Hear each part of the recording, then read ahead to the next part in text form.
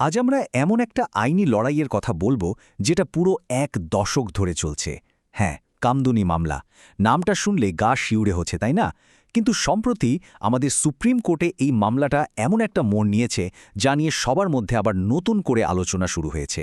চলুন পুরো বিষয়টা একটু তলিয়ে দেখি। 10 বছর আগের একটা ঘটনা, 2013 সালের একটা মর্মান্তিক লোকাল কেস। হঠাৎ করে 2023 সালের অক্টোবরে এসে সুপ্রিম কোর্টের নোটিশের বিষয় হয়ে দাঁড়ালো কিভাবে? একটু অবাক করার মতোই ব্যাপার। এত বছর পর পুরনো একটা ঘটনা কিভাবে আবার একদম লাইমলাইটে চলে এলো? আজকের মূল আলোচনাটা কিন্তু ঠিক ওই জায়গাটা নিয়ে। পুরো ঘটনাটা বোঝার জন্য আমরা কয়েকটা ধাপে এগোব। প্রথমে সুপ্রিম কোর্টের হস্তক্ষেপ, তারপর কামদুনির সেই ভয়ঙ্কর ট্র্যাজেডি, এরপর অ্যাক্টিভিজম আর জাতিসংঘের নজরদারি, মুখ্যমন্ত্রীর সেই উত্তেজনাময় সফর এবং সবশেষে 1 দশক লম্বা এই আইনি লড়াই। তো শুরু করা যাক প্রথম পর্ব দিয়ে, সুপ্রিম কোর্টের হস্তক্ষেপ আর 2023 সালের অক্টোবরের সেই নোটিশ। সবচেয়ে বড় প্রশ্ন হল, সুপ্রিম কোর্টকে হঠাৎ কেন মাঝখানে আসতে হলো? ব্যাপারটা হল 2023 সালের শেষের দিকে কলকাতা হাইকোর্ট একেবারে অপ্রত্যাশিতভাবে একটা রায় দেয়। কয়েকজন সাজাপ্রাপ্ত আসামিকে তারা বেকসুর খালাস করে দেয় আর একজনের মৃত্যুদণ্ড কমিয়ে দেয়। লিগ্যাল বাইটসের কারেন্ট অ্যাফেয়ার্স বুলেটিন বলছে, এই অবাক করা রায়ের বিরুদ্ধেই রাজ্য সরকার আপিল করে আর তার ভিত্তিতেই সুপ্রিম কোর্ট আসামিদের নোটিশ পাঠায়। কিন্তু হাইকোর্ট কেন এমন রায় দিল, সেটা বুঝতে হলে আমাদের একটু অতীতে ফিরে যেতে হবে। এবার আসি দ্বিতীয় পর্বে, কামদুনি ট্র্যাজেডি। ফিরে যাই 2013 সালের সেই ভয়াল দিনগুলোতে। সময়টার 7 জুন 2013। উত্তর 24 পরগনার কামদুনি গ্রামে 20 বছর বয়সী এক কলেজ ছাত্রী ক্লাস শেষে বাড়ি ফিরছিল, আর পথেই ঘটে যায় সেই নৃশংস গণধর্ষণ ও হত্যার ঘটনা। স্বাভাবিকভাবেই এরপর দেশজুড়ে প্রতিবাদের ঝড় ওঠে। 10 জুন মানবাধিকার কর্মীরা রাইটার্স বিল্ডিংয়ে মুখ্যমন্ত্রীর সাথে দেখা করতে যান, কিন্তু তাদের ফিরিয়ে দেওয়া হয়। এরপর 13 জুন মৈত্রী নামের একটি নারী অধিকার নেটওয়ার্ক মুখ্যমন্ত্রীর বাসভবনের কাছে শান্তিপূর্ণ একটা প্রতিবাদ সমাবেশের আয়োজন করে। সবকিছু যেন চোখের পলকে ঘটছিল। আর জানেন, এই ঘটনাটা শুধু কিন্তু কামদুনি বা কলকাতার বুকে আটকে থাকেনি।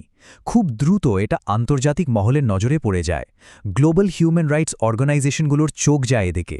আর এখান থেকেই শুরু আমাদের তৃতীয় পর্ব, আন্দোলন এবং খোদ জাতিসংঘের নজরদারি। সারা বিশ্ব যেন নজর রাখছিল। মৈত্রী নেটওয়ার্কের কর্মীদের গ্রেফতারের পর জাতিসংঘের বেশ কয়েকজন স্পেশাল র্যাপোর্টিয়ার সরাসরি ভারত সরকারের সাথে যোগাযোগ করেন। তারা নির্দিষ্ট কিছু বিষয়, যেমন মত প্রকাশের স্বাধীনতা, শান্তিপূর্ণ সমাবেশ, মানবাধিকার রক্ষাকর্মীদের নিরাপত্তা এবং নারীর বিরুদ্ধে সহিংসতা নিয়ে গভীর উদ্বেগ জানান। বুঝতেই পারছেন আন্তর্জাতিক মহল বিষয়টাকে কতটা সিরিয়াসলি নিয়েছিল। জাতিসংঘের চিঠি থেকে সরাসরি যদি বলি, 13 জুন পুলিশ কোনো অ্যারেস্ট ওয়ারেন্ট ছাড়াই ওই মৈত্রী নেটওয়ার্কের 12 জন নারী কর্মীকে জোর করে ছত্রভঙ্গ করে আর লালবাজার সেন্ট্রাল লকআপে নিয়ে যায়। সবচেয়ে উদ্বেগের ব্যাপার ছিল, আটকের পর তাদের নিজেদের আইনজীবীদের সাথেও দেখা করতে দেওয়া হয়নি। এই যে আরবিট্রারি ডিটেনশন বা খেয়ালখুশি মতো আটকে রাখা, জাতিসংঘ কিন্তু ঠিক এই জায়গাটাতেই জোর আপত্তি জানিয়েছিল। এরপর ঘটনা মোড় নেয় আমাদের চতুর্থ পর্বের দিকে। 17 জুন 2013 সেই চরম উত্তেজনাময় রাজনৈতিক সফর। এনডিটিভির রিপোর্ট অনুযায়ী ঘটনার কয়েকদিন পর মুখ্যমন্ত্রী ভুক্তভোগীর বাড়িতে যান এবং মাত্র মিনিট 10 সেখানে ছিলেন। বেরিয়ে আসার সময় গ্রামের নারীরা তাকে ঘিরে ধরে নিজেদের কথা বলার চেষ্টা করেন, কিন্তু পরিস্থিতি উত্তপ্ত হয়ে ওঠে। গাড়ির দিকে ফিরে যাওয়ার সময় মুখ্যমন্ত্রী কিছুটা রেগে গিয়ে বলেন, আপনারা সিপিএমের রাজনীতি করছেন, যে গুন্ডাদের গ্রেফতার করা হয়েছে তারা সবাই সিপিএমের লোক। ঠিক সেই মুহূর্তেই গ্রামের এক সাধারণ নারী টুম্পা কয়াল এর কড়া প্রতিবাদ করে ওঠেন। তিনি সোজা বলে বসেন, এখানে দলের প্রসঙ্গ কোথা থেকে এলো? নারীরা কি রাজনীতি করে? একটা সাধারণ ন্যায়ের দাবি কিভাবে চোখের পলকে চরম রাজনৈতিক বিতর্কে বদলে গেল, এটা কিন্তু তারই একটা নিখুঁত উদাহরণ। তবে এই চরম বিশৃঙ্খলা আর তর্ক বিতর্কের মধ্যেও একটা বড় প্রতিশ্রুতি দেওয়া হয়েছিল। সরকার কথা দেয় যে 15 দিনের মধ্যে চার্জশিট জমা পড়বে আর অপরাধীদের জন্য সর্বোচ্চ শাস্তি মানে মৃত্যুদণ্ড বা যাবজ্জীবন কারাদণ্ড নিশ্চিত করা হবে। মূলত এই প্রতিশ্রুতিটাই ছিল দীর্ঘ আইনি লড়াইয়ের প্রথম ধাপ। এবার আসি আমাদের শেষ পর্বে, 1 দশক ধরে চলা সেই জটিল আইনি লড়াই, ট্রায়াল কোর্ট থেকে একেবারে সুপ্রিম কোর্ট। সিজেপি বা সিটিজেন্স ফর জাস্টিস অ্যান্ড পিসের তথ্য বলছে ঘটনার প্রায় 2 বছর 7 মাস পর 2016 সালের জানুয়ারিতে কলকাতা সেশন কোর্ট রায় দেয়। 8 জন অভিযুক্তের মধ্যে 6 জনকে দোষী সাব্যস্ত করা হয়। সাইফুল, আনসার আর আমিন এই 3 জনকে দেওয়া হয় মৃত্যুদণ্ড।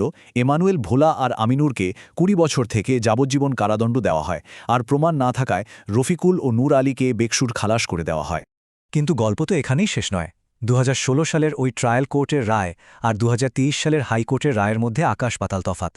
যেখানে আগে 3 জনের ফাঁসি আর 3 জনের যাবজ্জীবন হয়েছিল, হাইকোর্টে গিয়ে একজনের মৃত্যুদণ্ড বাতিল হয়ে যায় আর 3 জন খালাস পেয়ে জেল থেকে বেরিয়ে যায়। এই বিশাল পরিবর্তনটার জন্যই মূলত রাজ্য সরকারকে তড়িঘড়ি করে সুপ্রিম কোর্টে ছুটতে হয়েছিল। 2023 সালের অক্টোবরে হাইকোর্টের এই রায় ভুক্তভোগীর পরিবার আর সাধারণ মানুষের মনে একটা গভীর হতাশা তৈরি করেছিল। আর ঠিক সেই কারণেই সুপ্রিম কোর্ট রাজ্য সরকারের আপিল গ্রহণ করে খালাস পাওয়া আসামিদের নোটিশ পাঠিয়েছে। পুরো মামলাটা যেন আবারও একটা নতুন জীবন পেল। এখন সবচেয়ে বড় প্রশ্নটা হল, সুপ্রিম কোর্ট যেহেতু মামলার রাশ টেনে ধরেছে, কামদুনি মামলার শেষ অধ্যায়টা আসলে কেমন হতে চলেছে? 10 বছর ধরে চলা এই লড়াই কি শেষ পর্যন্ত এমন কোনো রায় আনতে পারবে যা আইনি ব্যবস্থার উপর আমাদের আস্থা ফেরাতে পারে, নাকি বিচারের বাণী নিভৃতেই কাঁদবে? পরবর্তী আপডেটের দিকে আমাদের সবাইকে নজর রাখতে হবে। পুরো বিষয়টা শোনার জন্য অনেক ধন্যবাদ।